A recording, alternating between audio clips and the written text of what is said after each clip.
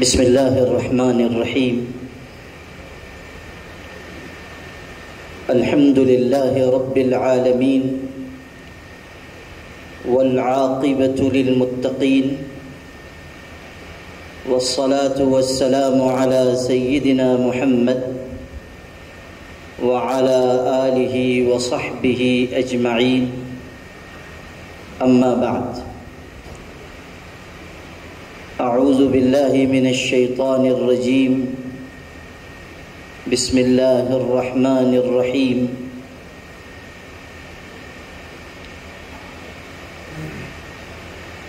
قل هل يستوي الذين يعلمون والذين لا يعلمون.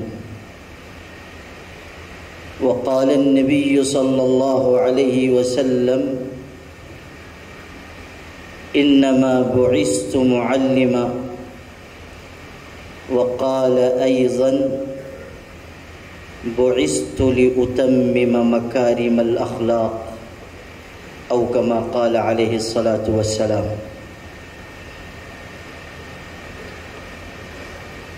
حضرات علماء کرام، بالخصوص حضرت مولانا مختار مدنی صاحب، معہد ملت کے صدر المدرسین حضرت مولانا سعید صاحب، اساتذہ معہد، مختلف مدارس کے نظماء، معہد ملت کی شاخوں سے آئے ہوئے علماء کرام، فارغین معہد ملت اور دیگر مدارس کے عزیز طلباء،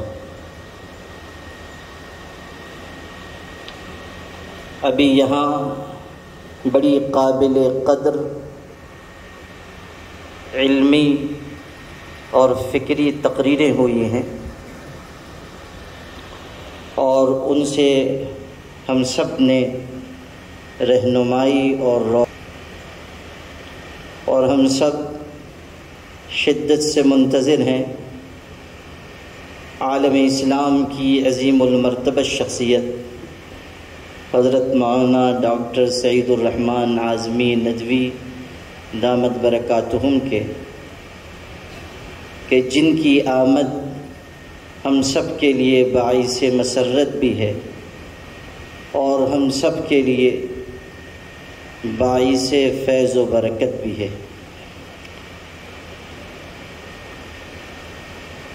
آپ سب جانتے ہیں کہ حضرت والا دامت برکاتہم بڑی عمر خدمت دین میں گزار چکے ہیں اور پیرانہ سالی اور ضعف کے مرحلے سے گزر رہے ہیں، اور اسفار کا سلسلہ بھی تقریباً ختم ہو چکا ہے، لیکن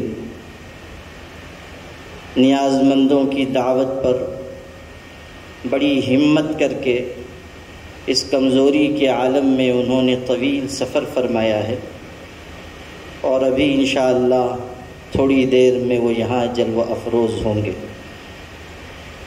صبح طبیعت کی خرابی کی وجہ سے ذرا دیر سے شری رامپور سے سفر ان کا شروع ہوا، اور اب تک انہیں یہاں تشریف فرما ہو جانا تھا، لیکن راستے میں گاڑی خراب ہو گئی، جس کی وجہ سے کچھ اور تاخیر ہو گئی۔ الحمدللہ کہ وہ قریب آ چکے ہیں، اور انشاءاللہ آدھے پون گھنٹے میں یہاں تشریف فرما ہوں گے۔ اللہ تعالی حضرت والا کی آمد کو ہم سب کے لیے نفع رسانی کا، فیض و برکت کا ذریعہ بنائے۔ آج کا یہ اجلاس اس لحاظ سے قابل قدر بھی ہے اور ہم سب کے لیے باعث مسرت بھی ہے کہ کئی اہم عنوانات پر مشتمل یہ اجلاس منعقد کیا گیا ہے۔ ایک اہم حصہ تعلیم و تربیت سے متعلق رہنمائی کا ہے، ایک حصہ امتحان دینیات کے سلسلے میں تقسیم ایوارڈ کا ہے، اور ایک حصہ حضرت مولانا دامت برکاتہم کی کے رہنما اور چشم کشا خطاب اور ان کی جانب سے گراں قدر نصیحتوں کا ہے۔ امتحان دینیات معہد ملت کا اہم شعبہ ہے، اور بانی معہد ملت حضرت مولانا عبدالحمید نعمانی رحمۃ اللہ علیہ نے بڑی فکر مندی کے ساتھ اور ایک وسیع تخیل اور منصوبے کے ساتھ امتحان دینیات کا یہ شعبہ قائم فرمایا تھا۔ ان کے پیش نظر یہ بات تھی کہ جہاں ہم ملت کے ایک مختصر حصے کو دین کے علم سے مدرسے میں واقف کرا رہے ہیں، اسی طرح ایک بہت بڑا حصہ ملت اسلامیہ کے عزیزوں کا، نوجوانوں کا، پڑھنے والے طلبہ و طالبات کا ایسا ہے جو دین سے دور عصری تعلیم پا رہا ہے، اور ایسی درسگاہوں میں ان کی تعلیم ہو رہی ہے جہاں دین، اخلاق، کردار اور شخصیت سازی کے مرحلے ان کے سامنے نہیں ہیں، اور وہ ہماری ملت کا حصہ ہیں۔ اگر آج ہم نے ان کو نظر انداز کیا تو کل ان کی بے دینی بلکہ ان کا ذہنی اور فکری الحاد و ارتداد ہماری نگاہ کے سامنے ہوگا۔ جو شخص ملت اسلامیہ کے لیے فکر مند ہوتا ہے اس کی نگاہ ان گوشوں پر بھی جاتی ہے جہاں تک عموماً دوسروں کی نگاہ نہیں جاتی۔ حضرت مولانا عبدالحمید نعمانی رحمۃ اللہ علیہ کا یہ امتیاز تھا، یہ ان کی خصوصیت تھی، اور ہمارے معہد کے طلبہ عزیز کو خاص طریقے پر یہ سمجھنا چاہیے کہ آپ جس ادارے میں تعلیم پا رہے ہیں اس ادارے کے بانی کی فکر، اس کا جذبہ، اس کا نقطۂ نظر ملت اسلامیہ کے لیے ہمہ جہتی ترقی کے منصوبے کیا تھے، کس صلاحیت، کس امتیاز، کس خوبی کے ساتھ انہوں نے میدان عمل میں قدم رکھا، اور کیسی محنت کے ساتھ، کس جانفشانی کے ساتھ مختلف شعبوں میں انہوں نے کارہائے نمایاں انجام دیے۔ مولانا عبدالحمید نعمانی ایک شخص کا نام نہیں تھا، ایک شخصیت کا نام، اور مولانا عبدالحمید نعمانی صرف کسی عالم دین کا نام نہیں تھا، ملت اسلامیہ کی ہمہ جہتی فکر کرنے والی ایک دردمند، فکر مند ہستی کا نام تھا۔ انہوں نے غور کیا کہ کہاں کہاں ملت اسلامیہ کے لیے محنت کی ضرورت ہے، اور جہاں انہوں نے تیز دھوپ محسوس کی ایک شجر سایہ دار لگانے کی فکر کی، اور اللہ کا فضل ہے کہ اس میں وہ بڑی حد تک کامیاب رہے۔ ہمیں یہ احساس ہے کہ حضرت مولانا عبدالحمید نعمانی کے وسیع تخیل کے مطابق ایک تحریک کی شکل میں جس بلندی تک، جس ہدف تک ہمیں اب تک پہنچ جانا چاہیے تھا، شاید ہم نہیں پہنچ سکے۔ وجوہات جو بھی ہوں، اسباب جو بھی ہوں، لیکن اس حقیقت کو یاد رکھنا چاہیے کہ جب تک کمی کا احساس نہیں ہوگا اس کی تلافی کی فکر بھی نہیں ہوگی۔ میں نے اپنے پیر و مرشد عالم اسلام کی عظیم المرتبہ شخصیت حضرت مولانا محمد ولی صاحب رحمانی نور اللہ مرقدہ کو ایک مرتبہ خط لکھا اور اس میں اپنی اصلاح سے متعلق کچھ باتیں لکھی اور یہ بھی کہ یہ کمی میں اپنے اندر محسوس کرتا ہوں۔ وہ کیسے بلند فکر و نظر کے حامل انسان تھے، انہوں نے اس لمبی چوڑی رودات پر صرف ایک جملہ لکھا، اور وہ بڑے کام کا جملہ ہے ہمارے طلب عزیز کے لیے بھی۔ صرف ایک جملہ لکھا، ارشاد فرمایا کمی کا احساس کمال کی طرف لے جاتا ہے، کمی کا احساس کمال کی طرف لے جاتا ہے۔ جب تک ہمارے اندر یہ احساس نہیں ہوگا کمی ہے، کمزوری ہے، رفتار میں کچھ سستی ہے، کہیں غفلت ہو رہی ہے، اس وقت تک نئے حوصلے کے ساتھ، نئی ہمت کے ساتھ، بلند فکر کے ساتھ، نئے آہنگ کے ساتھ ہم آگے نہیں بڑھ سکیں گے۔ یاد رکھیے گا، نہ وقت آپ کا انتظار کرے گا، نہ زمانہ آپ کا انتظار کرے گا۔ وقت کا ہر لمحہ یہ کہتا ہوا گزرا مجھ سے، وقت کا ہر لمحہ یہ کہتا ہوا گزرا مجھ سے، ساتھ چلنا ہے تو چل، میں تو چلا جاؤں گا۔ دقات قلب المرء قائلة بأن الحیات دقائق وثوانی۔ انسان کے دل کی دھڑکنیں گزرنے والے لمحات اور بیتنے والے اوقات انسان کو یہ صدا دیتے ہیں کہ زندگی بس اسی سیکنڈ اور منٹ کا نام ہے۔ اگر آپ نے زندگی کی قدر و قیمت پہچانی تو زندگی بھی آپ کی قیمت پہچانے گی، اور اگر آپ نے وقت کی قیمت کا احساس کیا تو زمانہ بھی آپ کو سر آنکھوں پہ بٹھائے گا، اور اگر آپ نے اوقات کو یوں ہی ضائع کیا، یوں ہی برباد کیا، تمناؤں میں لگے رہ گئے، صرف آرزوؤں اور امنگوں کی دنیا میں جیتے رہے، خیالی جنت تعمیر کرتے رہے، تو پھر یاد رکھیے نہ زندگی میں آپ کوئی مقام پائیں گے، نہ اللہ کے ہاں آپ کی کوئی پوچھ ہوگی۔ دستور یہ ہے، نظام یہ ہے، سنت اللہ یہ ہے، عادت اللہ یہ ہے کہ لا اضیع عمل عامل منکم من ذکر او انثی۔ نظام یہ ہے کہ لیس بامانیکم ولا امانی اہل الکتاب، فیصلے تمہاری آرزوؤں کے مطابق نہیں ہوں گے، تمہاری امنگوں کے مطابق نہیں ہوں گے۔ اگر گھر میں بیٹھ کر خیالی جنت تعمیر کرتے رہو گے، زندگی میں آگے نہیں بڑھ سکو گے۔ لیس بامانیکم ولا امانی اہل الکتاب، فیصلے آرزوؤں پر نہیں ہوتے، امنگوں پر نہیں ہوتے۔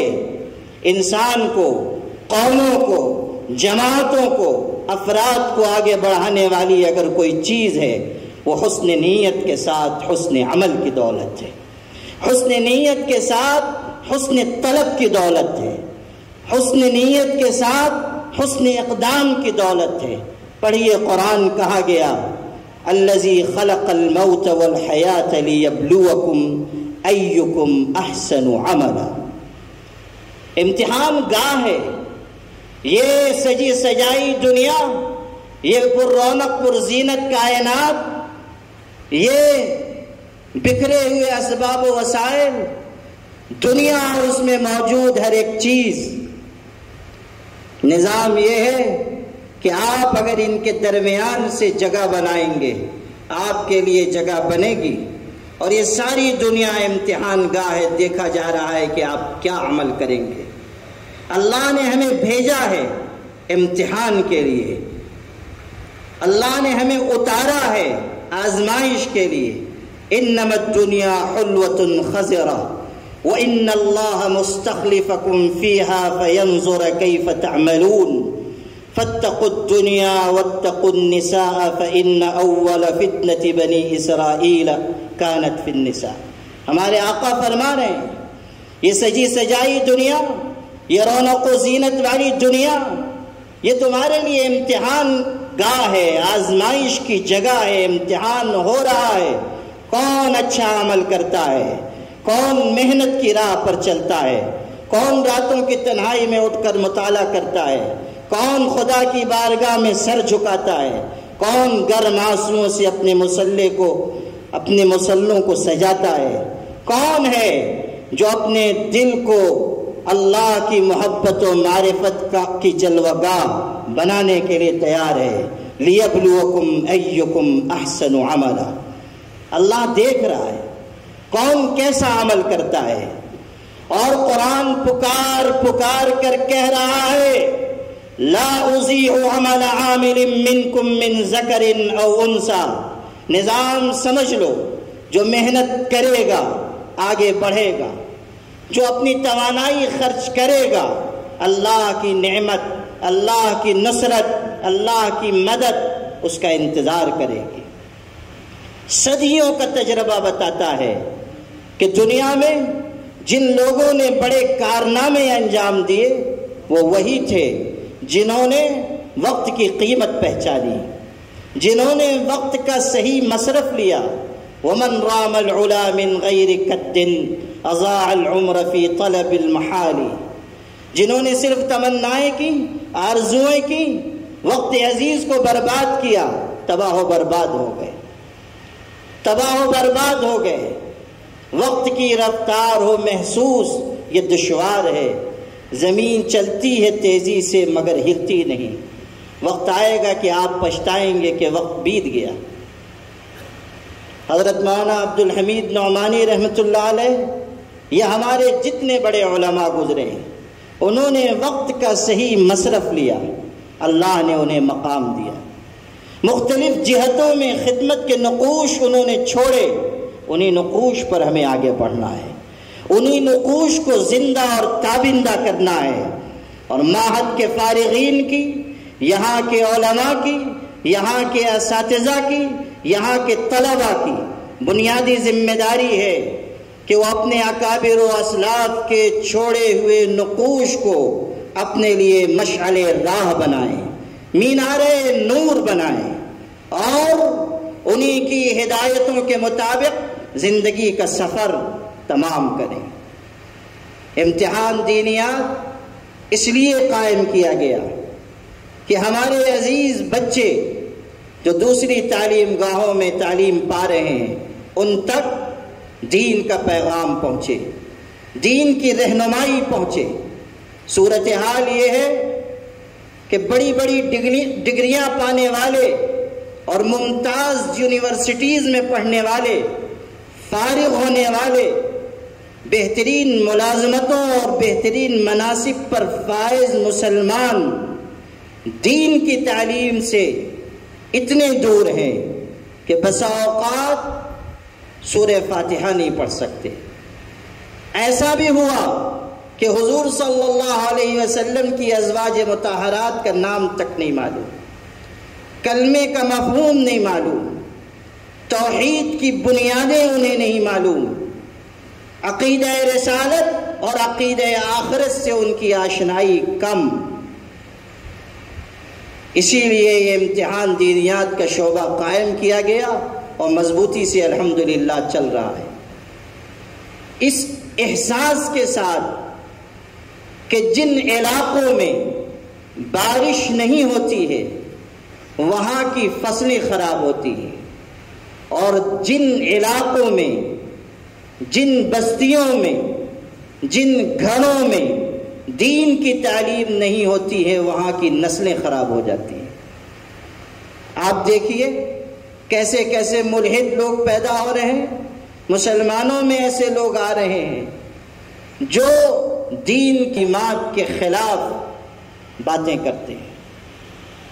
ایک صاحب آج کل بہت اچھل کود مچاتے ہیں، گورنمنٹ کا حصہ ہیں، یہاں وہاں جا کر پوجا پاٹ تک کرتے ہیں، اور الحمدللہ کہ اس پوجا پاٹ کی دلیل بھی قرآن سے لے کے آتے ہیں۔ آپ میں سے کچھ لوگ ان سے واقف ہوں گے، اور اگر نہیں واقف ہیں تو بہت اچھا ہے، ایسے لوگوں سے واقفیت نہ ہونا ہی مناسب ہے۔ گورنر بنے ہوئے ہیں نام مسلمانوں کا، اور جا رہے ہیں یہاں وہاں، اور اپنے مسلمان ہونے کی حیثیت کا اظہار کرتے ہیں، اور اس کے بعد یہ کہتے ہیں کہ اس کی بھی گنجائش، اس کی بھی گنجائش۔ اصل میں معاملہ یہ ہوا یا ہو رہا ہے کہ ہم لوگ مدرسوں میں پڑھتے ہیں 10-12 سال 15 سال، اس کے بعد کہیں جا کے عالم مفتی بنتے ہیں۔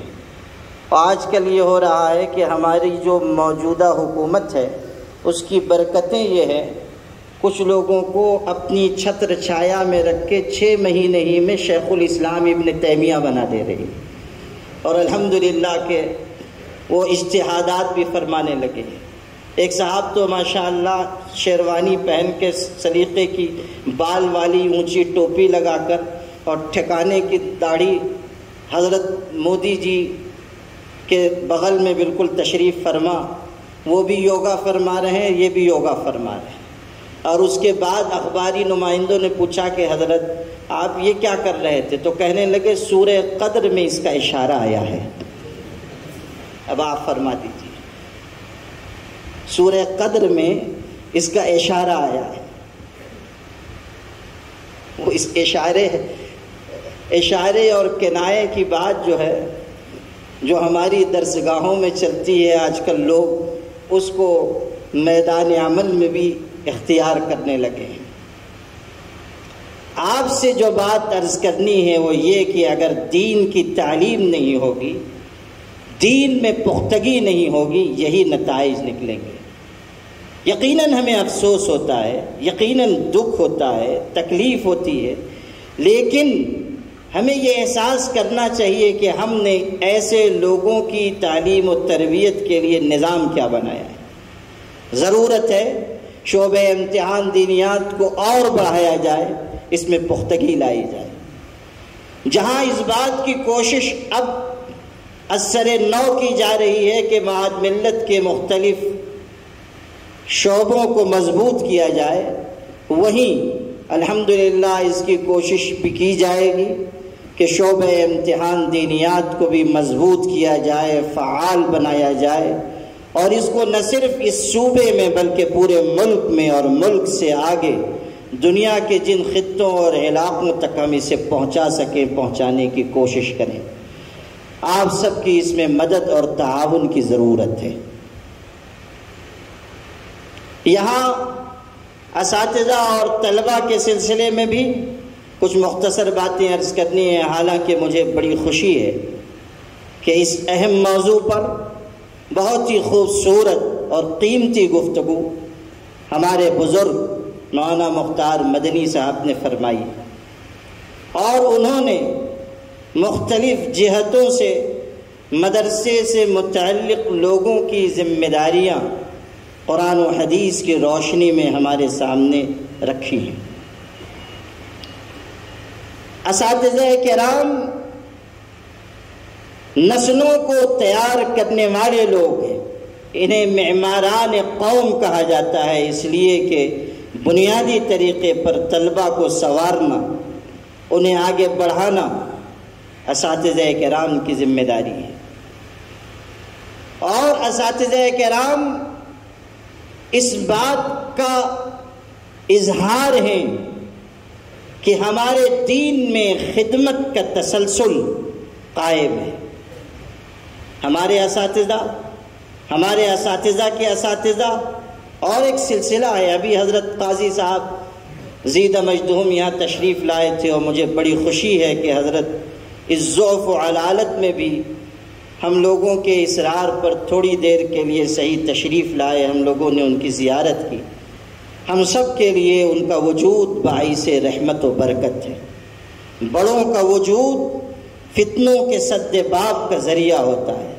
اللہ تعالی حضرت کی صحت میں اور حضرت کی عمر میں برکت نصیب فرمائے، اور دیر تک ان کا سایہ ہم سب پر قائم فرمائے۔ آپ غور کیجئے کہ قاضی صاحب معہد ملت کے استاذ، آج 4 نسلیں ہیں جو قاضی صاحب کے سامنے اسی معہد میں برسر کار ہیں، برسر خدمت تھے۔ ان کے شاگرد، شاگردوں کے شاگرد، شاگردوں کے شاگرد، پھر اس کی اگلی پیڑھی۔ حضرت مولانا ادریس عقیل ملی صاحب دامت برکاتہم بھی یہاں انہوں نے گراں قدر نصیحتیں ارشاد فرمائی. وہ شاگرد ہیں حضرت قاضی صاحب کے، اور ان کے شاگرد، پھر ان کے شاگرد، پھر ان کے شاگرد، ایک سلسلہ ہے. اب اساتذہ کرام آپ لوگوں کو پڑھا رہے ہیں، کچھ دنوں کے بعد جب آپ فارغ ہوں گے آپ بھی استاذ بن جائیں گے، اور پھر آپ آگے اس علم کو منتقل کریں گے. یہ اساتذہ کا جو تسلسل ہے وہ اس بات کا اظہار ہے کہ خدمت کا سلسلہ قائم ہے اور انشاءاللہ قائم رہے گا. یہی ترتیب ہے. ہمارے بڑوں نے ہمیں پڑھایا، ہم علم کو آگے منتقل کر رہے ہیں. آپ حضرات بہت دیر سے چونکہ یہاں بہت سنجیدہ گفتگو بھی سن رہے ہیں، اس لیے ایک دلچسپ قصہ سن لیجیے. ہارون الرشید بہت بڑا بادشاہ گزر رہا تھا. اس نے دیکھا راستے کے کنارے ایک شخص بہت بوڑھا، اتنا بوڑھا کہ منہ میں دانت نہیں، پیٹ میں آنت نہیں، وہ ایک کھجور کا پودا لگا رہا ہے. آپ جانتے ہیں کھجور کا درخت بہت زمانے میں پھل لاتا ہے. یہ حضرت مولانا مختار صاحب مدینہ منورہ میں رہے ہوئے ہیں. وہاں کھجور کے درخت سے اگر کاٹ ٹکرا گئی اور کھجور کا درخت گر گیا، یعنی اس کا انتقال پرملال ہو گیا، تو اس پر 10,000 ریال جرمانہ ہے. اس لیے کہ وہ بہت ہی قیمتی مانا جاتا ہے. عرصے میں وہ پروان چڑھتا ہے اور پھر پھل دیتا ہے. تو وہ پودا لگا رہا ہے انتہائی بوڑھا، اور پودا بھی لگا رہا ہے کھجور کا جو بہت زمانے کے بعد پھل دینے والا ہے. تو ہارون الرشید نے دیکھا تو ٹھہر گیا. اس نے کہا بڑے میاں، یہ جو پودا تم لگا رہے ہو وہ بھی کھجور کا، کریلا تو کریلا اور نیم چڑھا بھی، تو تم کو امید ہے کہ تم اس کا پھل کھا سکو گے؟ اس نے کہا بادشاہ سلامت، اگر ہمارے بڑوں نے بھی یہی سوچا ہوتا تو آج ہمیں پھل مل نہ رہے ہوتے. ہمارے بڑوں نے درخت لگائے، ہم نے پھل کھایا، ہم لگا رہے ہیں، ہماری نسلیں کھائیں گے. بادشاہ کو جواب بہت پسند آیا. اس نے وزیر سے کہا 1000 اشرفی اس کو پیش کرو، انعام دو. 1000 اشرفی دی گئی. اس نے ہاتھ جوڑے کہا بادشاہ سلامت، آپ کہتے تھے کہ تم اس درخت کا پھل نہیں کھا سکو گے، پھل تو مجھ کو مل گیا. 1000 اشرفی مل گئی، پھل تو مل گیا. بادشاہ کو یہ جواب بھی پسند آیا. اس نے کہا وزیر سے 1000 اشرفی اور دو. حاضر جواب انسان ہے، 1000 اشرفی اور دی گئی. بوڑھے نے کہا بادشاہ سلامت، کھجور کا درخت سال میں 1 دفعہ پھل لاتا ہے، میرے درخت پر تو 2 مرتبہ پھل لگا ہے. بادشاہ نے کہا بڑی حاضر جوابی ہے ان میں، 1000 اشرفی اور دو. اور یہ دلوانے کے بعد وزیر سے کہا کہ میاں سواری آگے بڑھاؤ ورنہ یہ حاضر جواب بڈھا ہمارا پورا خزانہ خالی کر دے گا، اب کوئی تیسری بات لے کر آئے گا. تو کہا کہ سواری آگے بڑھاؤ. اس حقیقت کو سمجھنا ضروری ہے کہ علم دین کی خدمت کا ایک تسلسل ہے. اس تسلسل کو قائم رکھنا ہماری بنیادی ذمہ داری ہے. اور قرآن کا اعلان ہے کہ وَأَمَّا مَا يَنْفَعُ النَّاسِ فَيَمْكُسُ فِي الْأَرْضِ، اگر ہماری ذات سے نفع پہنچے گا، لوگوں کو فائدہ ہوگا، اور علم کے چراغ روشن ہوں گے، ادارے قائم ہوں گے، ملت اسلامیہ کو رہنمائی ملے گی، اللہ ہمارے نام کو بھی اور ہمارے کام کو بھی زندگی عطا فرمائے گا. اللہ تعالی ہمارے چھوڑے ہوئے نقوش پر خدمت کرنے والے لوگوں کو قائم کرے گا، کھڑا کرے گا. آپ غور کیجئے کہ ہمارے بڑوں اور بزرگوں کو دنیا سے گئے ہوئے کتنے برس ہو گئے. امام بخاری رحمۃ اللہ علیہ تقریباً 1200 سال کا عرصہ گزر گیا، لیکن آج بھی ان کا نام زندہ ہے، تابندہ ہے. میرے والد صاحب کہتے تھے کہ امام بخاری کو اللہ نے یہ عزت دی کہ ان کا نام وہاں تک پہنچا جہاں تک سورج کی کرنیں پہنچا کرتی ہیں. اللہ نے ان کو یہ عظمت بخشی. عجم میں پیدا ہوئے، بخارا عجم میں ہے، عرب کا کوئی شہر نہیں، لیکن آپ کو میں آپ سے ایک بات عرض کروں، دل کی بات، خاص طریقے پر اپنے عزیز بچوں سے۔ میں حرم مکی میں تھا، غالباً رمضان تھا، لاکھوں لوگوں کا مجمع اور جمعہ کا دن، ظاہر ہے اس مجمع میں کیسے کیسے لوگ ہوتے ہیں، اولیاء، علماء، صلحاء، اتقیاء، اولیائی تحت قبائی لا یعرفہم سوائی، ایسے لوگ بھی کہ اللہ کے علاوہ انہیں نہیں جانتا ان کا مقام کیا ہے، کوئی نہیں جانتا ان کا رتبہ کیا ہے۔ بہت سے لوگ ارد گرد ہوتے ہیں، پتہ نہیں چلتا کس حیثیت کے ہیں، اللہ کے ہاں کیا پوچھ ہے ان کی۔ وہی مسجد نبوی اور محدث عبد الرزاق کا حلقہ قائم تھا، ہزاروں لوگ پڑھ رہے تھے، ایک صاحب کنارے گھٹنوں میں سر دیے ہوئے بیٹھے ہوئے ہیں۔ ایک صاحب کا گزر ہوا، انہوں نے کہا ارے میاں سب محدث عبد الرزاق سے سبق پڑھ رہے ہیں، حدیث حاصل کر رہے ہیں، تم ادھر کنارے بیٹھ کے کیا کر رہے ہو؟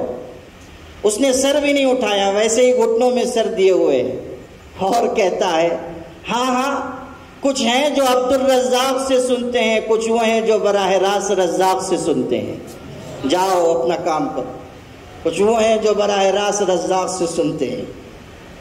تو جب اس نے یہ جواب سنا اور ٹھہر گیا، کہا بات تو آپ نے بہت بڑی کی، لیکن میں آپ کی عظمت اس وقت مانوں گا جب آپ مجھے پہچان لیں۔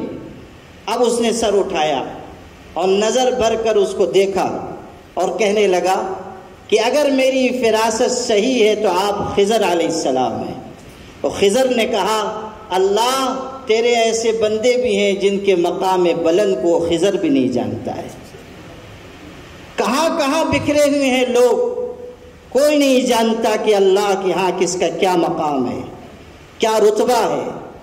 جو عرض کر رہا تھا وہ یہ کہ لاکھوں کا مجمع، جمعہ کا دن، رمضان کا مہینہ، اور جمعہ کو ممبر لایا جاتا ہے اور حرم کے خانہ کعبہ کے سائے میں ممبر رکھا جاتا ہے، اور اس پر امام صاحب تشریف فرما ہوتے ہیں اور خطبہ جمعہ کا ارشاد فرماتے ہیں۔ لاکھوں لوگ سننے والے، سارا عالم اسلام گوش بر آواز میں موجود تھا۔ شیخ سدیس خطبہ دے رہے تھے اور عربی النسل شخص، عربی انسان، ممتاز شخصیت خطبہ ارشاد فرما رہے ہیں جمعہ کا، اور تھوڑی تھوڑی دیر پر روایت بیان کرتے تھے اور کہتے تھے رواہ الامام البخاری فی صحیح، اور دعائیہ جملے کہتے تھے۔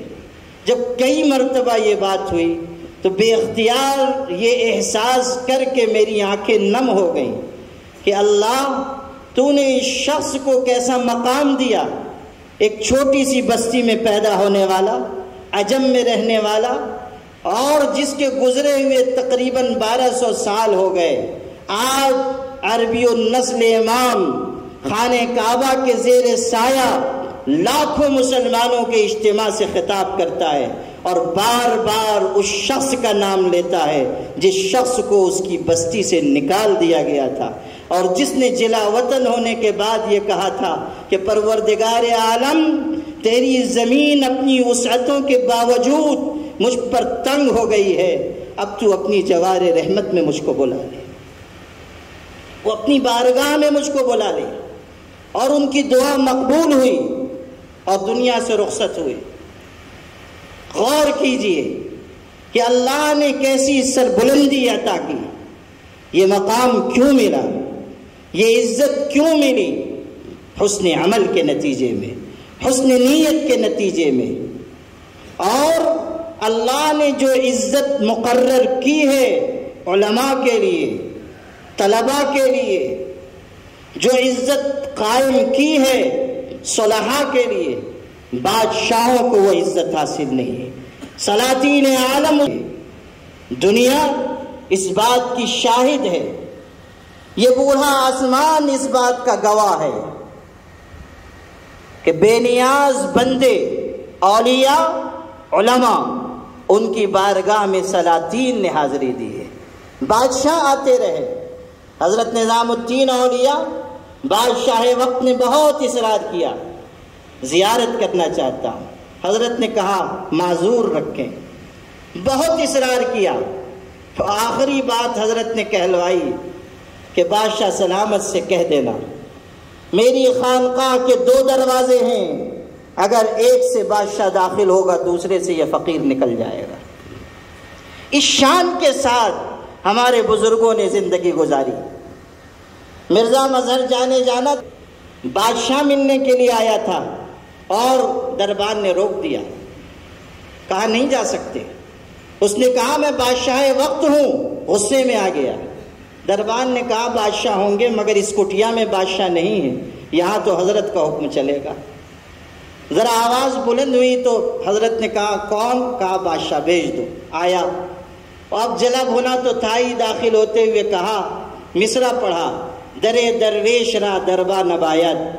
فقیروں کے دروازے پہ چوکیدار اور دربان اچھے نہیں لگتے، بادشاہ کے دروازے پہ دربان ہو، امیر کے دروازے پہ سمجھ میں بھی آتا ہے، فقیر کے دروازے پہ دربان کا کیا کام؟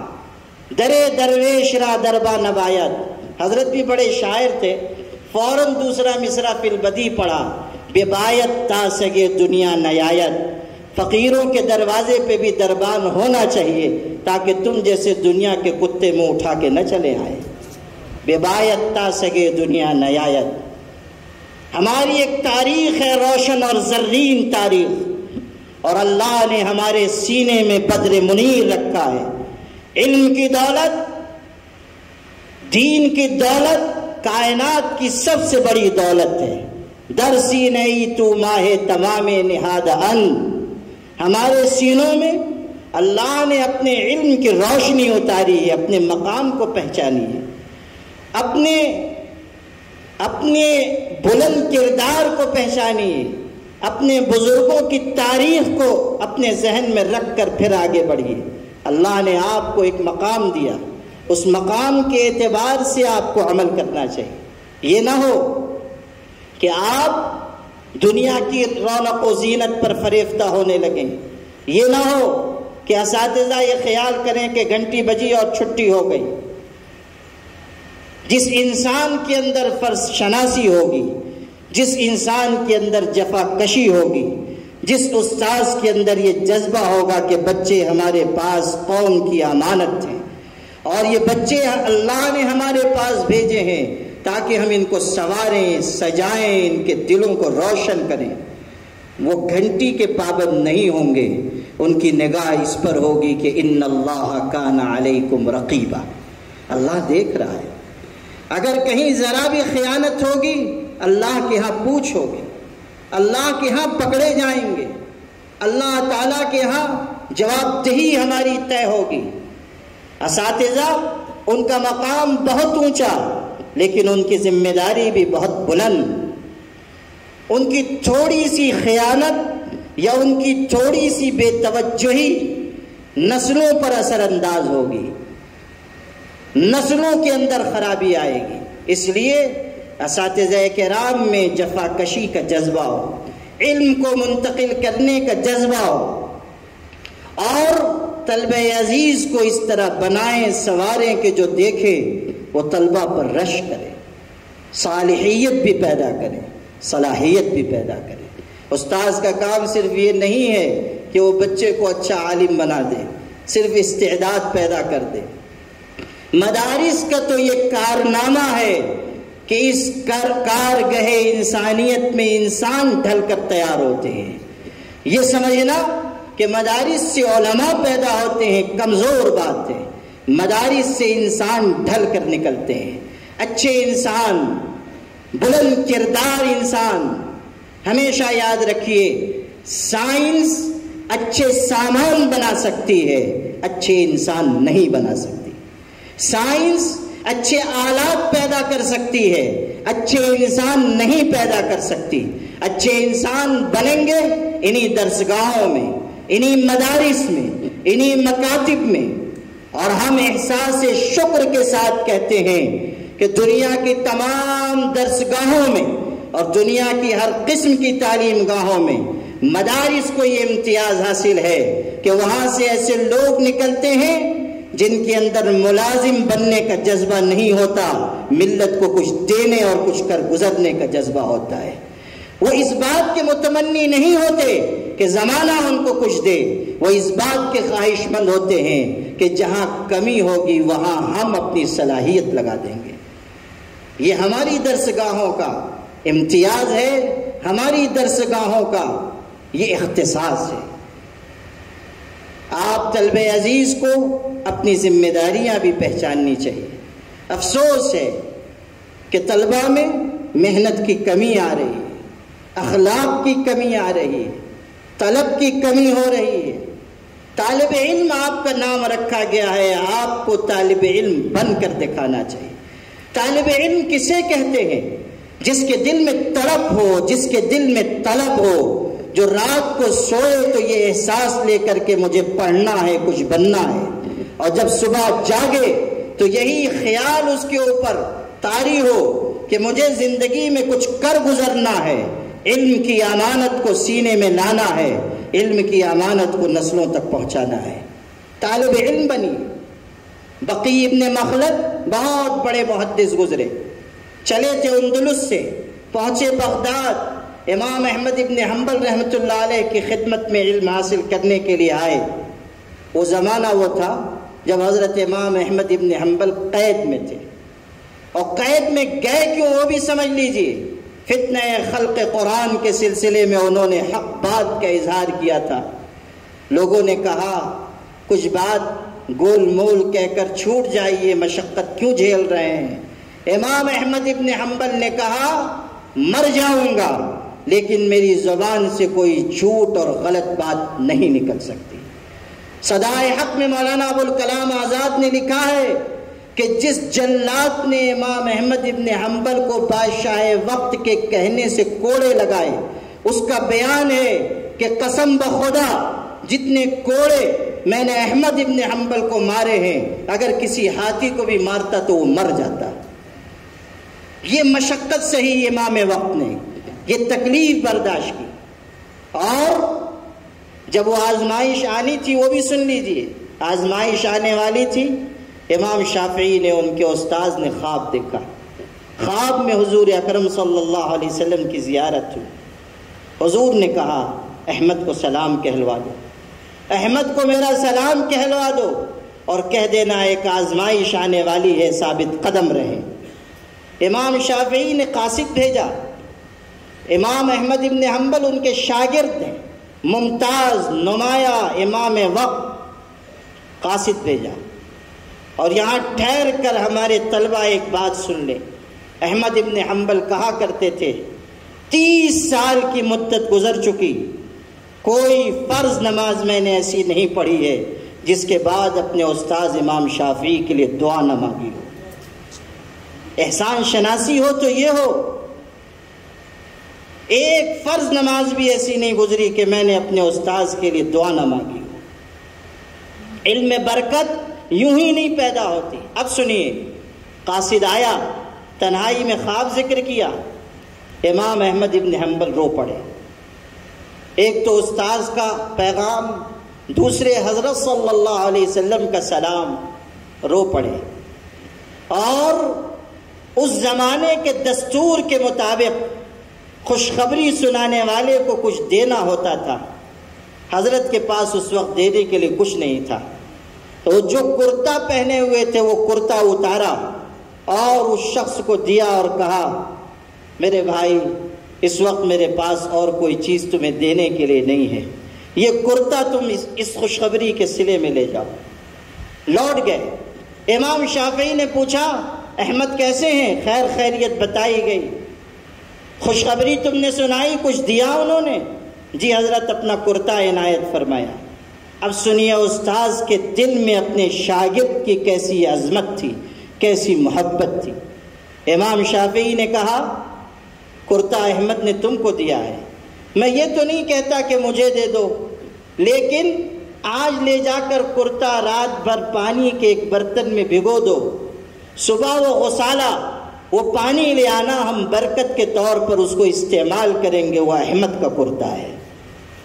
شاگرد تھے، سامنے بیٹھ کر درس لیا تھا، لیکن امام شافعی جان رہے ہیں کہ اللہ نے میرے شاگرد کو اپنے دربار میں قبولیت دی ہے، اللہ نے میرے شاگرد کا مقام بہت اونچا کیا ہے، اور علم صرف علم نہیں، روحانیت میں پایا بہت بلند ہے۔ اس لیے فرمایا غسالہ لے آنا، ہم استعمال کریں گے۔ غور کیجئے استاذ اور شاگرد کا کیسا تعلق ہے۔ اب سنیے، آزمائش آئی اور سخت مرحلوں سے گزرے، اس کے بعد ثابت قدم رہے امام احمد ابن حنبل رحمۃ اللہ علیہ۔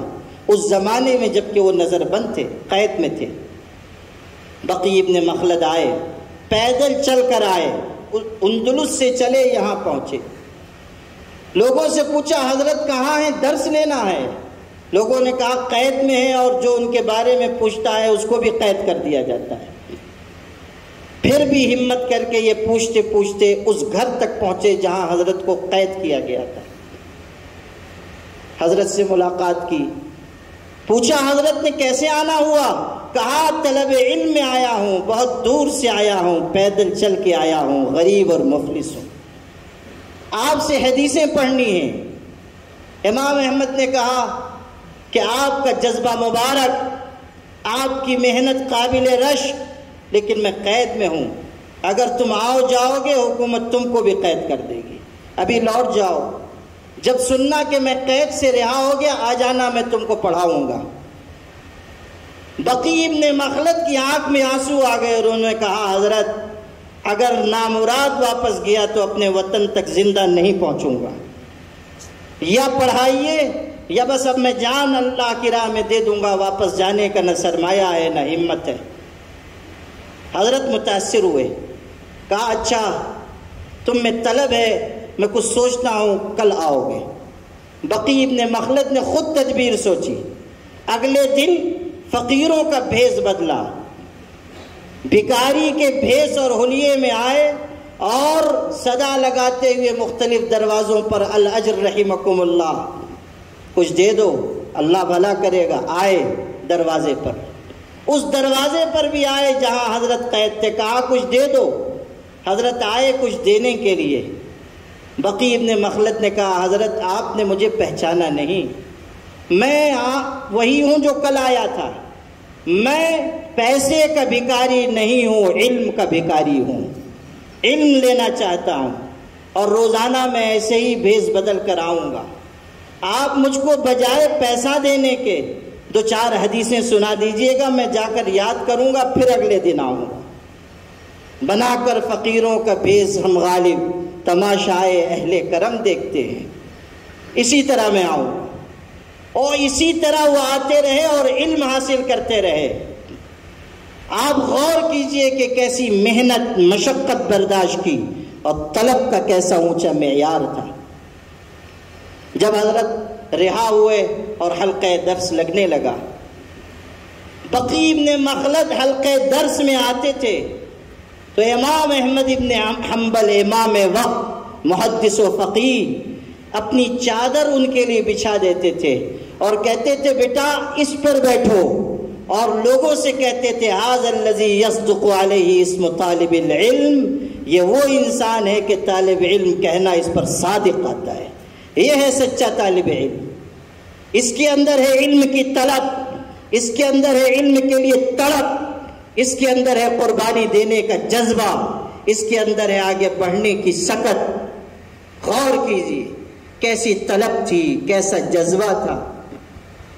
آج آپ دیکھیے درسگاہ ہے، اساتذہ ہیں، کتابیں مہیا ہیں، بار بار توجہ دلائی جا رہی ہے، لیکن ہمارے طلبہ عزیز لا یعنی چیزوں میں مشغول، لا یعنی باتوں میں مشغول۔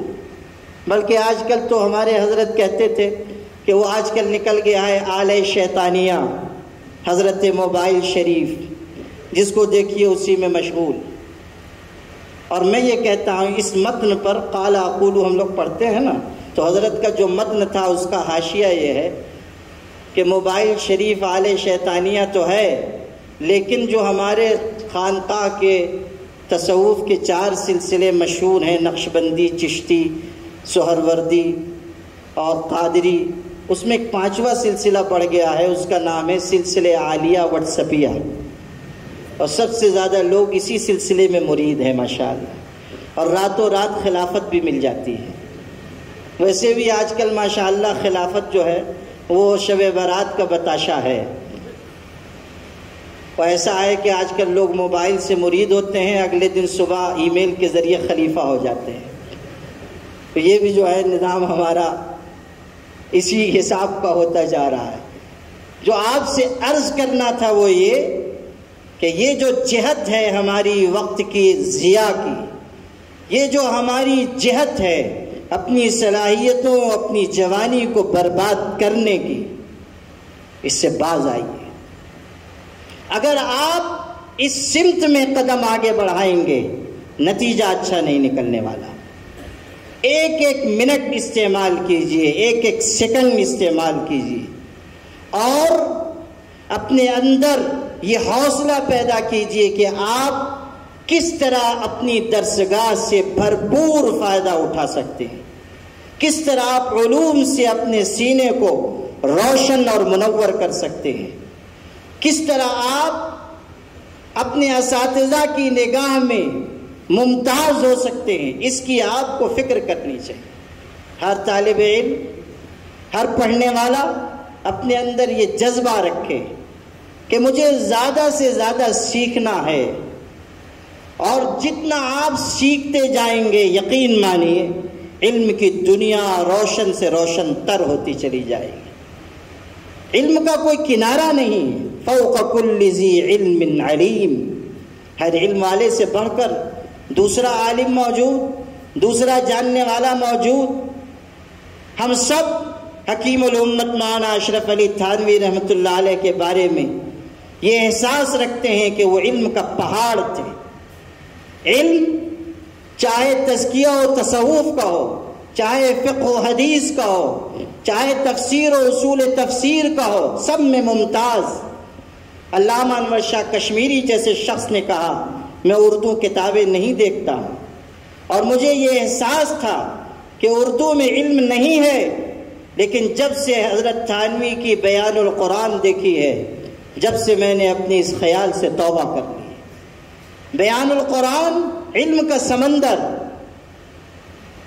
اب آپ سنیے، حضرت تھانوی کا علم، ان کا فضل و کمال، ان کی استعداد و صلاحیت اپنی جگہ، لیکن علامہ انور شاہ کشمیری محدث اعظم، فقیہ اور مختلف علوم میں سے استعداد حضرت تھانوی سے عمر میں تقریباً 12 سے 15 سال چھوٹے تھے، عمر میں کم تھے، حضرت تھانوی سے عمر میں کم، لیکن علم ایسا ان کا تازہ تھا اور علوم پر ایسی دسترس تھی کہ حکیم الامت مولانا اشرف علی تھانوی جیسے شخص نے اپنی بعض کتابوں کی تصنیف کے سلسلے میں جہاں اشکال ہوا، جہاں فقہی عبارتوں میں کوئی بات سمجھ میں نہیں آ رہی، حضرت علامہ انور شاہ کشمیری کی خدمت میں خط لکھا۔ مولانا اشرف علی تھانوی جیسے شخص نے عمر میں بھی بڑے ہیں، بظاہر مرتبے میں بھی بڑے ہیں، دارالعلوم دیوبند کے سرپرست اعلیٰ ہیں، علامہ انور شاہ کشمیری دارالعلوم دیوبند کے شیخ الحدیث ہیں، لیکن خط لکھا کہ یہاں اشکال ہو رہا ہے، آپ کے علاوہ کوئی حل نہیں کر سکتا۔ یہ کیا ہے؟ فوق کل ذی علم علیم۔ یہ جہاں فانی ہے، کوئی بھی شے لا فانی نہیں، پھر بھی اس دنیا میں انور شاہ کا ثانی نہیں۔ 500 سال میں اتنا بڑا عالم لوگ کہتے ہیں کہ پیدا نہیں ہوا، اور علامہ اقبال جیسے جہاں دیدہ، دانا و بینا، صاحب فراست، صاحب عظیم شخص نے یہ کہا ان کے انتقال پر کہ اسلام کی آخر کی 5 صدیوں میں اتنا ممتاز اور وسیع نظر عالم نہیں پیدا ہوا۔ علامہ انور شاہ کشمیری ایسے زبردست عالم تھے، کوئی گفتگو فرماتے تھے تو بالعموم علماء بھی سمجھ نہیں پاتے تھے، اس لیے کہ ان کے علم کا گراف بہت اونچا تھا۔ گفتگو فرماتے تھے تو معلوم ہوتا تھا کہ کہیں اور کی گفتگو ہو رہی ہے، اور اگر عام لوگ تو سنتے ہوں گے تو سمجھتے ہوں گے کہ حضرت وظیفہ پڑھ رہے ہیں، تسبیح کچھ ارشاد فرما رہے ہیں، ذکر میں لگے ہوئے ہیں، ایسی گفتگو ان کی ہوتی تھی۔ بہت ہی زبردست علمی شان اور علمی پائے کے آدمی۔ ایک بات آپ کو سناتا ہوں، کیسا استحضار تھا، علم میں کیسا پایا ان کا بلند تھا۔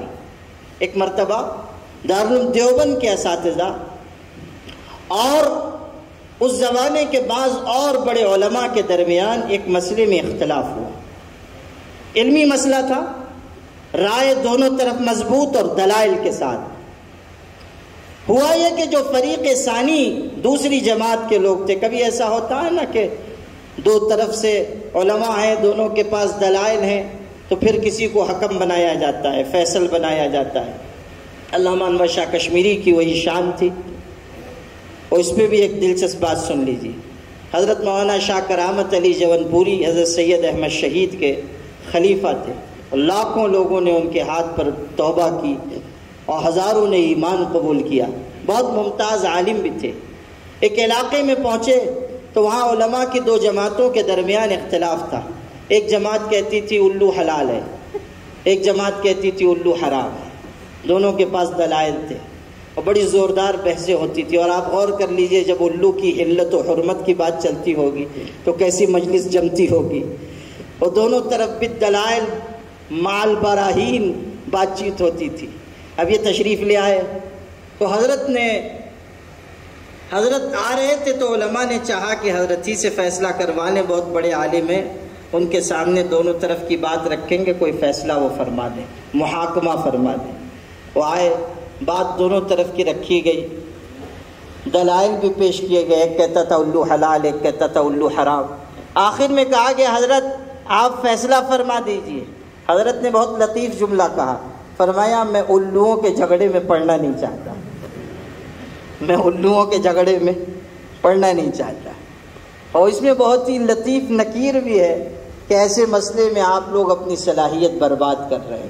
کہا میں الوؤں کے جھگڑے میں پڑھنا نہیں چاہتا۔ اب سنیے، علامہ انور شاہ کشمیری رحمۃ اللہ علیہ، ان کی شان ایسی تھی کہ ان سے محاکمہ کروایا جائے۔ جو فریق ثانی تھا، وہ علماء، وہ لوگ آئے اور ایک بہت بڑے عالم اور بزرگ کی عبارت لے کر آئے۔ وہ عبارت ان کے حق میں تھی، ان کی دلیل کے طور پر تھی، اور وہ شخصیت ایسی مسلم کہ ان کی بات کا انکار مشکل۔ عبارت پیش کی گئی، علامہ انور شاہ کشمیری گئے تھے اپنی ضرورت سے، اور اساتذہ اور زمانے کے محقق علماء بیٹھے ہوئے، عبارت پیش کی گئی، سب حیران پریشان ہو گئے کہ اس کا کیا جواب دیں، اتنے بڑے ممتاز عالم کی عبارت ہے، ہم کیسے اس کو رد کر سکیں، اور ان کی اس سے مضبوطی نکل رہی ہے اور ان کی تائید ہو رہی ہے اور ان کا موقف کمزور ہو رہا ہے۔ جب بات چلی، یہ لوگ حل کرنے میں مشغول، اتنے میں علامہ انور شاہ کشمیری رحمۃ اللہ علیہ تشریف لائے۔ حضرت سے لوگوں نے کہا کہ یہ مسئلہ آ گیا، حل نہیں ہو رہا ہے۔ حضرت نے کہا کیا ہے؟ کہا یہ عبارت ہے، یہ اپنی تائید میں پیش کر رہے ہیں اور مسلم امام و فقیہ کی عبارت ہے، ہم اس کو رد نہیں کر سکتے۔ حضرت نے یوں کھڑے کھڑے اس کو دیکھا، ارشاد فرمایا اس عبارت میں ترمیم کی گئی ہے اور اس عبارت کا کچھ حصہ حذف ہوا ہے، کتب خانے سے اصل کتاب منگوائی جائے۔ چنانچہ اصل کتاب کتب خانے سے منگوائی گئی، وہ عبارت رکھی گئی اور اصل کتاب سے عبارت کو ملایا گیا تو معلوم ہوا کہ 3 سطروں میں سے درمیان کی سطر نکال دی گئی، آگے پیچھے کی سطر باقی رکھی گئی، جس کا نتیجہ یہ نکلا کہ عبارت ان کی تائید میں چلی گئی۔ جب وہ ایک سطر بڑھی تو عبارت بالکل واضح تھی اور دارالعلوم دیوبند کے جو اساتذہ جو رائے تھی اس کی تائید میں تھی۔ آپ غور کیجئے، دیکھتے ساتھ فرمایا کہ اس میں ترمیم ہوئی ہے اور اصل کتاب سے ملا کر دیکھا گیا، بات درست نکلی۔ میرے بھائیوں، علم کا یہ وہ مقام ہے اور علم کا یہ وہ درجہ ہے جو محنت کے بعد ہاتھ آتا ہے۔ اس لیے آپ سب اس بات کی کوشش کریں کہ کہ اپنے اندر بے پناہ طلب پیدا کریں، علم کے لیے طلب پیدا کریں، حصول علم کی جد و جہد کریں، اور اس راہ میں جو قربانی مطلوب ہو قربانی پیش کریں۔ مجھے خوشی ہے کہ بڑی تعداد میں ہمارے مختلف مدارس کے علیا کے طلباء یہاں تشریف لائے، مختلف مدارس کے اساتذہ تشریف لائے، معہد کی شاخوں کے ممتاز فارغین اور صدور و نظما تشریف لائے، اور یہ سب ہمارے مہمانان کرام سفر کی صعوبتیں برداشت کر کے یہاں آئے، اور آپ تمام نے یہاں ہمارے مہمانوں سے، علماء کرام سے بڑی قیمتی گفتگو سنی ہے، اور انشاءاللہ ابھی آخر میں حضرت مولانا سعید الرحمن صاحب کی زیارت اور ان کے خطاب سے بھی ہم لوگ مشرف ہوں گے انشاءاللہ۔ ایک مرحلہ اس سے پہلے ایوارڈ کی تقسیم کا ہے، اگر حضرت ابھی تشریف لانے میں اگر چند منٹ اور باقی ہوں یا مہمان خانے تک آ چکے ہوں تو اس مرحلے کو انشاءاللہ یہاں ابھی پورا کیا جائے گا، اور انشاءاللہ حضرت والا کے خطاب سے ہم لوگ استفادہ کریں گے۔ چند باتیں آخر میں کچھ اعلان کے طور پر، کچھ نظام سے متعلق عرض کرنی ہے۔ جو مختلف شاخوں سے معہد کی یہاں حضرات تشریف لائے ہیں، ان کی خدمت میں ادباً یہ عرض ہے کہ مرکز سے رابطے کو استوار کرنے کے لیے آپ کی معاونت کی ضرورت ہے، اور تعلیمی نہج کو یکساں بنانے کے لیے ہم لوگ محنت کر رہے ہیں، اور اس کی انشاءاللہ میٹنگ ابھی اس اجلاس کے بعد رکھی گئی ہے۔ حضرت مولانا ادریس صاحب، مولانا سعید احمد ملی صاحب، مولانا مفتی حامد ظفر رحمانی صاحب انشاءاللہ شاخوں کے اساتذہ اور نظما کے ساتھ تشریف فرما ہوں گے اور گفتگو کریں گے انشاءاللہ۔ لیکن ہمیں یہ احساس ہے کہ بہت سی وجوہات کی وجہ سے شاخوں کا رابطہ کچھ کمزور ہوا ہے۔ انشاءاللہ ہم لوگ کوشش کریں گے کہ اب معہد کی شاخوں کو پہلے سے زیادہ مربوط کیا جائے، مستحکم کیا جائے، اور ایک یکسانیت نظام تعلیم کی پیدا کی جائے۔ اور حضرت مولانا محمد حنیف صاحب ملی رحمۃ اللہ علیہ کے دور میں جس طرح شاخوں کا مضبوط اور مستحکم رابطہ معہد سے قائم تھا، ہم اس دور کے اعادے اور تازگی کے لیے انشاءاللہ کوشاں رہیں گے۔ اس میں آپ حضرات کی مدد کی ضرورت ہے۔ دوسری بات، کچھ ایسے فیصلے طلب عزیز کے لیے لیے جا رہے ہیں جو بظاہر کچھ مشکل ہوں گے، کچھ سخت ہوں گے، لیکن طلبہ کے لیے، ان کی تعلیمی صلاحیت کے اضافے کے لیے، آئندہ عملی میدان میں ان کے استحکام کے لیے وہ پابندیاں، وہ سختیاں مفید ہوں گی۔ اس لیے طلب عزیز خوشی خوشی پابندیوں کو مانیں، تسلیم کریں اور اس کے مطابق آگے بڑھیں۔ اساتذہ کرام الحمدللہ خدمت انجام دے رہے ہیں، اور ہمارے ہاں ممتاز اساتذہ ہیں۔ ہم کوشش کریں گے کہ ان کے لیے بھی جہاں تک سہولت ہو سکے ہم پیدا کریں، اور ان سے بھی یہ چاہیں گے کہ وہ بہتر ماحول میں معیاری تعلیم کے قیام و استحکام کے سلسلے میں ایسی جہت اور سمت اختیار کریں جو اس ادارے کے لیے مزید نیک نامی کا ذریعہ ہو۔ ایک بات، ہمارے جو مختلف مدارس کے علماء یہاں تشریف لائے ہیں، ان کی موجودگی کو غنیمت جانتے ہوئے میں عرض کرنا چاہتا ہوں۔ ہمارے ہاں ماشاءاللہ بہت سے مدارس ہیں، کام کر رہے ہیں، نئے مدارس قائم ہو رہے ہیں، پرانے مدارس اپنے ڈگر پر ہیں۔ ہم سب کو سر جوڑ کر بیٹھنا چاہیے کہ اگر کوئی ایسا نظام ہم اس شہر میں بنا سکیں جو مدارس کا شہر ہے، کہ ہم مدارس کو ایک کڑی میں جوڑ سکیں اور وفاق کی کوئی شکل بنا سکیں، مدارس کا ایک وفاق آپس میں ہم بیٹھ کر بنائیں، ایک دوسرے سے تبادلہ خیال ہو، تعلیمی امور پر گفتگو ہو، اور ایسا نظام بنے کہ ایک مدرسہ دوسرے مدرسے کے لیے مضبوطی کا ذریعہ بنے، ایک مدرسہ دوسرے مدرسے کے لیے معاونت کی راہ پر چلے۔ ماشاءاللہ ہمارے ہاں مدارس میں ارتباط ہے، لیکن اگر اس کو ہم ایک منظم شکل دے سکیں تو اس سے مدارس کے تحفظ کے لیے بھی، اس کے بقا کے لیے بھی، انتظام و استحکام کے لیے بھی نئی راہیں کھل سکتی ہیں۔